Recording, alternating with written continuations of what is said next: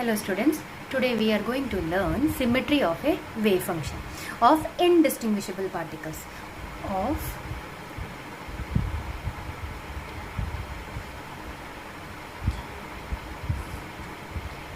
indistinguishable। जब हमने quantum states देखा, क्वांटम मैकेनिक्स देखा, वहाँ पे जो पार्टिकल्स था, the particles are distinguishable from one another. Particles कैसा था? Distinguishable from one another. But जब हम उसे क्वांटम स्टेट्स में देखेंगे, क्वांटम मैकेनिक्स में देखेंगे, तो जो पार्टिकल्स है वहाँ यहाँ पे कंसिडर किया है the particles are indistinguishable from one another. तो अगर पार्टिकल्स इनडिस्टिंग्विशेबल है तो जब हम कोई भी दो पार्टिकल को इंटरचेंज करेंगे तो उसका जो वेव फंक्शन है वो वेव फंक्शन वैसे ही रहेगा या वो चेंज होगा, that we are going to see and it is called as symmetry of the wave function of indistinguishable particles. अब यहाँ पे बहुत सारे क्वांटम स्टेट्स है। एम वाले क्वांटम स्टेट में ए पार्टिकल है, so its energy of the quantum state, इसकी जो एनर्जी लिखेंगे वो ई सफिक्स एम ए लिखेंगे और इसका जो वेव फंक्शन है वो लिखेंगे साई सफिक्स एम ए। तो let us write everything. Let small M be the quantum with a quantum state occupied by the particle A. Then the energy of the quantum state and the wave function is given by, energy को कैसे लिखेंगे? E, state क्या था? M था और particle का नाम है A एंड उसका जो वेव फंक्शन है वो उसे हम डिनोट करते हैं साई से। स्टेट था, क्वांटम स्टेट M था और पार्टिकल है A रेस्पेक्टिवली। अब वैसे ही हम एक बी पार्टिकल कंसिडर करेंगे। So let us draw. अभी ए पार्टिकल एम स्टेट में है और बी पार्टिकल एन स्टेट में है। So and let us consider another particle with energy of quantum state and wave function। अब कैसे रहेगा?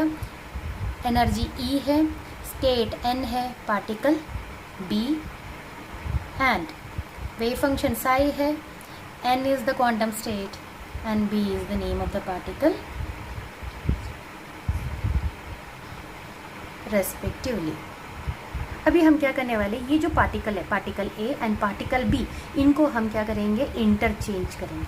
सो जब हम उसको इंटरचेंज करेंगे उसकी क्वांटम स्टेट तो सेम रहेगा बट उसका जो वेव फंक्शन है वो चेंज हो जाएगा। So let us right when the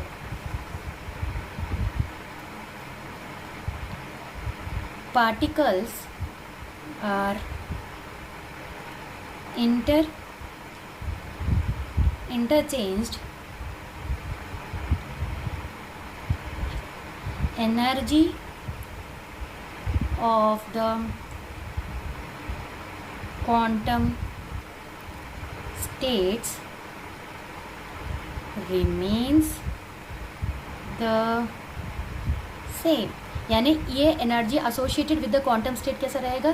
same रहेगा बट द वेव फंक्शन जो है वो क्या हो जाएगा? चेंज होगा, changes. That is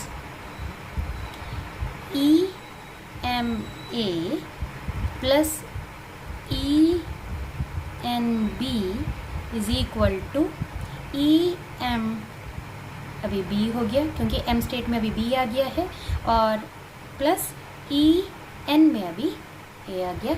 energy same रहेगा, एंड जो हमारा वेव फंक्शन रहेगा, wave function psi M A into psi N B, ये नॉट इक्वल, अभी नॉट इक्वल लिखा है, can be equal, can be not equal, दो कंडीशन अराइज हो रहा है। Psi M B psi N A wave function उसके बराबर नहीं हो सकता है या हो सकता है। So two cases are there with the wave function. तो यहाँ पे जैसे मैंने बोला टू केसेस अराइजेस होता है। तो जो टू टाइप्स है वो वेव फंक्शन है, वो चेंज ऑफ द स्टेट्स के साथ, एक को हम बोलेंगे सिमेट्रिक वेव फंक्शन एंड दूसरे को anti symmetric wave function. There are two types of wave functions depending upon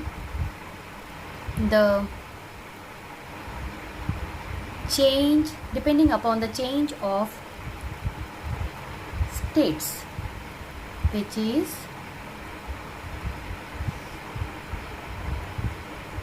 symmetric wave function.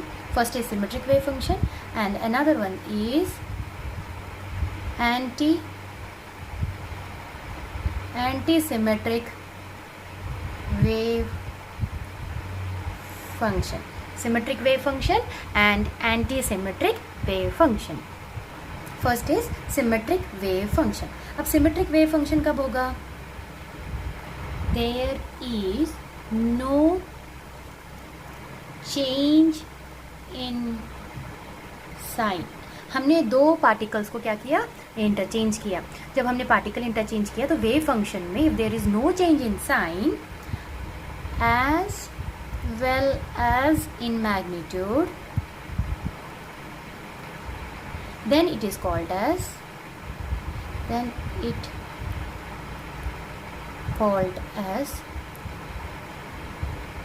symmetric wave function. Then it is called as symmetric wave function. अब वैसे ही है, उसका जो combination रहेगा वो हम कॉम्बिनेशन को ऐसे लिख सकते हैं, psi M A into psi N B जो रहेगा वो linear, plus psi M B into psi N A, और साई एम बी है पार्टिकल अगर बी स्टेट में है, एम वाला M quantum state, B particle है, and psi N A plus psi M B A into psi N B. तो symmetric wave function का symmetric combination ऐसे लिखते हैं। Now we will move towards the anti symmetric wave function. तो anti symmetric wave function, there is change in sign but not in magnitude. ठीक है, यहाँ पे अभी क्या हो रहा है? when we interchange any two particles, then there is change in sign but there is no change in magnitude. Then their combination is written as, इनका combination कैसे लिखेंगे? psi m a into psi n b minus, क्योंकि अभी क्या हो गया? Change हो गया है, psi M B into psi N A, और psi M B into psi N A is minus psi M A into psi N B. Now in this case we consider two particle. If the case is of n particle, अब अभी हमारे पास n particle वाला system है तो कैसे लिखेंगे? So for capital n हमारे पास quantum states भी n है, number of quantum states, and particles भी बहुत ज़्यादा है. सो पार्टिकल तो हम कैसे ड्रॉ करेंगे? A1 A2 and so on, और लास्ट में रहेगा AN. ये है n1, बहुत सारे पार्टिकल्स इसे n2 और इसे मैं n से डिनोट करती हूँ। एक और बार मैं ड्रॉ करती हूँ,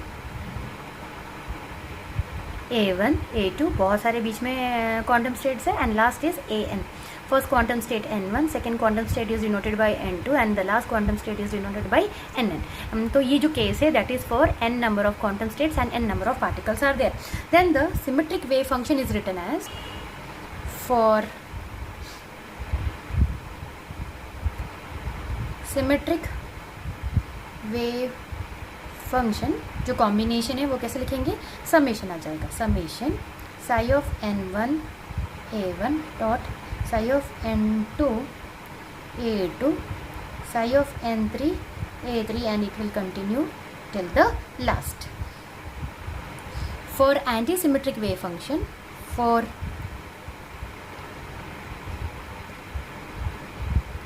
antisymmetric wave function तो इसे मैट्रिसेस फॉर्म में लिखेंगे, psi n1 a1 psi n2 a2 psi of, sorry this is 1 first वाले के लिए, n1 a3, and it will continue psi n1 an तक गया।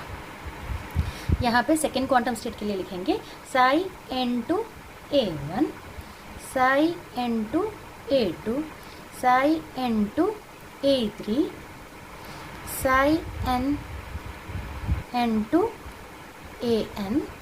Likewise लास्ट के लिए psi nn a1 psi nn a2 psi nn a3 psi nn an. अभी हम एक और केस कंसिडर कर लेते हैं। Consider if all the particles are in the same quantum state। अभी ऑल द पार्टिकल्स को सेम क्वांटम स्टेट, एक ही स्टेट में हमने रखते हैं, देन